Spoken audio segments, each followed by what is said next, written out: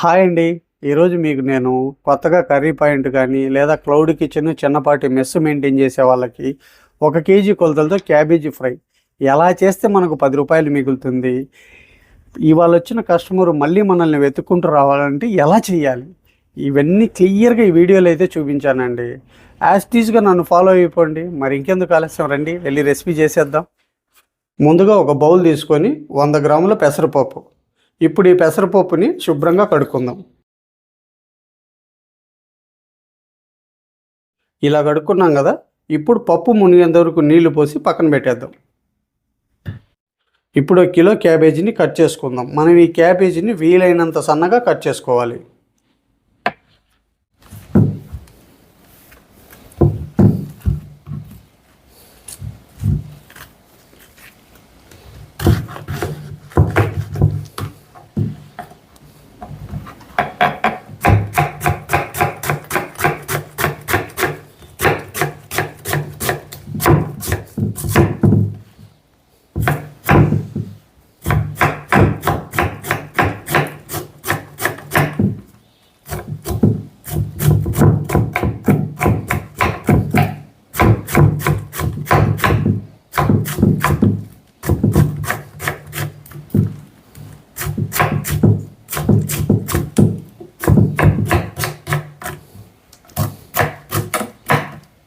చూశారు కదండి, మనకు వీలైనంత సన్నగా క్యాబేజీని కట్ చేసుకుంటే మన కర్రీ చేయడానికి చాలా సులువుగా ఉంటుంది. ఒక్కొక్క కూరగాయని ఒక్కో రకంగా కట్ చేసుకోవాలి.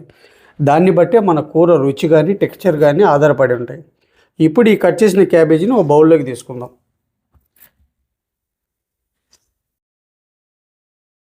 ఇప్పుడు 1 టేబుల్ స్పూన్ ఉప్పు వేసి చేత్తో ఇలాగ కొద్దిగా ప్రెస్ చేస్తూ ఈ క్యాబేజీకి ఈ ఉప్పును పట్టిద్దాం.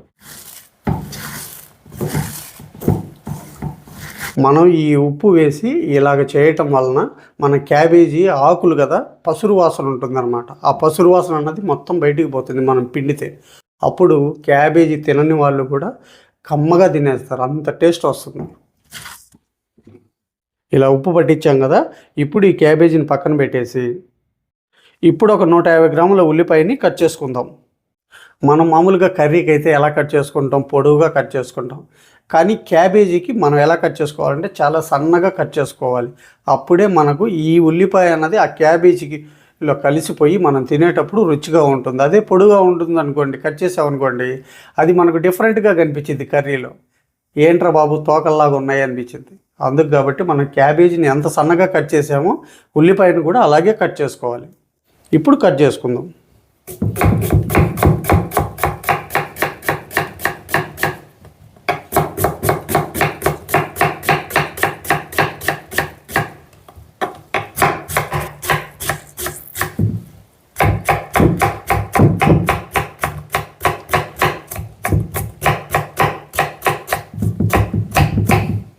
చూశారు కదా, ఇలా సన్నగా కట్ చేసుకోవాలి. అప్పుడే మనకి ఈ ఉల్లిపాయ ఫ్లేవర్ అన్నది క్యాబేజీకి బట్టి మనం తినేటప్పుడు రుచిగా ఉంటుంది. ఇప్పుడు ఈ వీటిని కూడా బౌల్లోకి తీసుకుందాం. ఏందన్నయ్య 1 కిలో క్యాబేజీకి ఇన్ని ఉల్లిపాయలు వేస్తున్నాడు అని అనుకుంటున్నారా?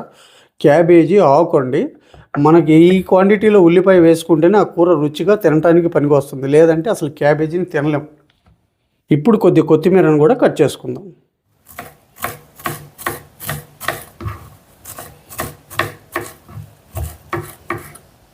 ఇప్పుడు ఒక 150 గ్రాముల క్యారెట్ని తురుముకుందాం.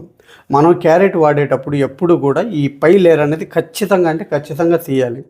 మనం ఎంత శుభ్రంగా కడిగినా ఇలా గ్యాప్లు ఉన్నాయి చూడండి, వాటిల్లో ఇసుక కంపల్సరీ ఉంటుంది. అందుకని ఒక లేయర్ తీసేద్దాం. ఇలా ఒక లేయర్ తీసేసి శుభ్రంగా కడుక్కున్నాం కదా, ఇప్పుడు తురుముకుందాం.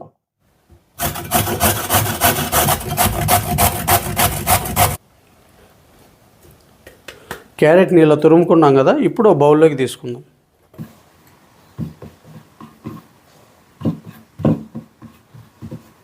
ఇప్పుడు ఒక సగం కొబ్బరి చిప్పను కూడా తురుముకుందాం.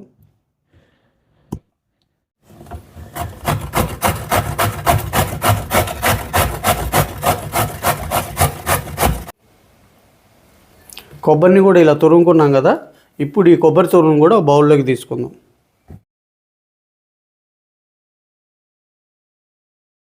ఇప్పుడు ఒక 50 గ్రాముల మిర్చిని కూడా కట్ చేసుకున్నాం.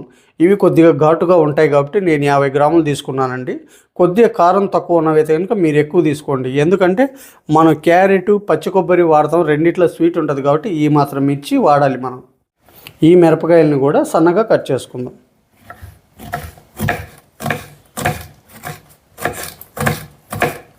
ఇలా మిర్చిని సన్నగా కట్ చేసుకుంటేనే దీంట్లో ఉన్న స్పైసీనెస్ అన్నది మన క్యాబేజీ అబ్జర్వ్ చేసుకొని కూర రుచిగా ఉంటుంది. కట్ చేసుకున్న ఈ మిర్చిని కూడా ఒక బౌల్లోకి తీసుకుందాం. క్యాబేజీ ఫ్రై చేసేటప్పుడు ముందుగా మనం పెసరపప్పును నానబెట్టుకుంటే మనం క్యాబేజీని కట్ చేసి ఉప్పు కలిపి పక్కన పెట్టేసి ఉల్లిపాయలు, కొత్తిమీర, క్యారెట్, కొబ్బరి తురుము, పచ్చిమిర్చి ఇవి కట్ చేసుకునేలోపు మనకు పెసరపప్పు నానిపోయింది. మనం కమర్షియల్గా అమ్మటానికి చేస్తున్నాం కాబట్టి ఇలా అన్నీ ముందుగానే కట్ చేసి పెట్టుకుంటే మనకు కన్ఫ్యూజ్ లేకుండా రెసిపీ టక్మని చేసుకోవచ్చు. మనం చేసే రెసిపీ మీద కూడా మనకు ఒక ఐడియా అనేది ఉంటుంది, ఏది ఎలా వేయాలి, ఎలా చేయాలని. ఓకేనా? ఇప్పుడు రెసిపీ మొదలు పెడతాం. ముందుగా మనం ఒక క్లాత్ తీసుకొని ఇప్పుడు ఈ క్యాబేజీని క్లాత్లో వేసుకుందాం.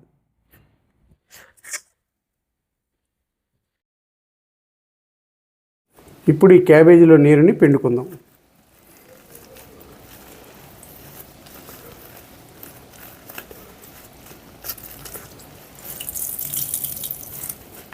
చూస్తున్నారు కదండి క్యాబేజీలో నుంచి నీళ్ళు ఎలా వస్తున్నాయో.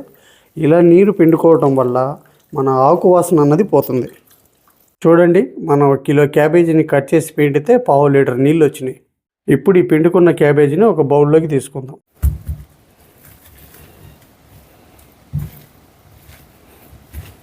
ఇప్పుడు స్టవ్ మీద ఒక కడాయి పెట్టుకొని ఒక 70 గ్రాముల ఆయిల్ వేసుకుందాం. మనం ఫ్రైలు చేసేటప్పుడు ఒక 10 గ్రాముల ఆయిల్ అదనంగా తీసుకోవాలి. ఎందుకంటే మనకు చేసే కర్రీ అడుగు పట్టకుండా ఉంటుంది. ఆయిల్ కొద్దిగా వేడైన తర్వాత టీ స్పూన్ జీలకర్ర, అలాగే 2 రెబ్బలు కరివేపాకు. ఇప్పుడు ఇందులో సన్నగా కట్ చేసి పెట్టుకున్న ఉల్లిపాయ ముక్కలు. ఇప్పుడు ఈ ఉల్లిపాయల్ని కొద్దిగా రంగు మారేంత వరకు ఫ్రై చేసుకుందాం. ఉల్లిపాయలని ఇలా వేపుకున్నాం కదా. ఇప్పుడు ఇందులో 1 టేబుల్ స్పూన్ అల్లం వెల్లుల్లి పేస్ట్. ఈ అల్లం వెల్లుల్లి పేస్ట్ని 1 నిమిషం పాటు వేపుకుందాం. అల్లం వెల్లుల్లి పేస్ట్ని ఇలా వేపుకున్నాం కదా. ఇప్పుడు ఇందులో మనం ముందుగానే ప్రిపేర్ చేసుకున్న ఈ క్యాబేజీని వేసుకుందాం. అలాగే నానబెట్టుకున్న ఈ పెసరపప్పును కూడా వేసుకుందాం. మనం ఈ పెసరపప్పు వేసేటప్పుడు నీళ్లు రాకుండా వేసుకోవాలి. అలాగే తరిగిన పచ్చిమిర్చి ముక్కలు. మనం ఆల్రెడీ క్యాబేజీ పిండేటప్పుడు ఉప్పు వేసాం కాబట్టి ఇప్పుడు వీటికి తగ్గట్టుగా ఉప్పు వేసుకోవాలి. నేను 1/2 టేబుల్ స్పూన్ వేస్తున్నాను. మనం ఈ కర్రీ చేయడానికి టోటల్గా 1.5 టేబుల్ స్పూన్ ఉప్పు వేసాం. ఇప్పుడు క్యాబేజీని ఒకసారి బాగా కలిపి స్టవ్ని మీడియం ఫ్లేమ్లో పెట్టుకొని మధ్య మధ్యలో కలుపుకుంటూ ఒక 10 నిమిషాలు ఫ్రై చేసుకుందాం. మూత పెట్టకూడదండి, మూత పెట్టకుండానే చేయాలి. 10 నిమిషాలు ఇలా ఫ్రై చేసుకున్నాం కదా. ఇప్పుడు ఇందులో 1/2 టేబుల్ స్పూన్ పసుపు, మనం ముందుగానే తురుముకున్న ఈ క్యారెట్ తురుము, అలాగే కొబ్బరి తురుము. ఇప్పుడు ఒకసారి బాగా కలుపుకుందాం. ఇప్పుడు స్టవ్ని సిమ్లో పెట్టుకొని మధ్య మధ్యలో కలుపుకుంటూ మరో 5 నిమిషాలు ఫ్రై చేసుకుందాం. 5 నిమిషాలు ఇలా ఫ్రై చేసుకున్నాం కదా. క్యాబేజీ ఫ్రై అయితే రెడీ అయిపోయిందండి. ఇప్పుడు కొత్తిమీర వేసుకొని సర్వింగ్ బౌల్లోకి తీసుకుందాం. చూస్తున్నారు కదండి, క్యాబేజీ ఫ్రై అయితే గుమగుమలాడిపోతుంది. ఎప్పుడెప్పుడు తిందామా అన్నంత ఎమ్మీగా ఉంది.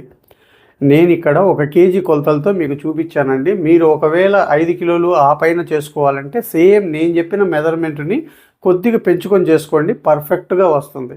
మీకు ఏదైనా కర్రీ కానీ, బిర్యానీ కానీ, టిఫిన్స్ కానీ ఏదైనా కావాలంటే నా కామెంట్ సెక్షన్లో చెప్పండి. ఇదే కేజీ కొలతలతో మీకు చేసి చూపిస్తాను. మరి ఈ వీడియో కనుక మీకు నచ్చినట్లయితే ఒక లైక్ చేసి, షేర్ చేసి మన ఛానల్ని సబ్స్క్రైబ్ చేసుకోండి. మళ్ళీ రేపు ఒక మంచి రెసిపీతో మీ ముందుకు వస్తా. Thank you.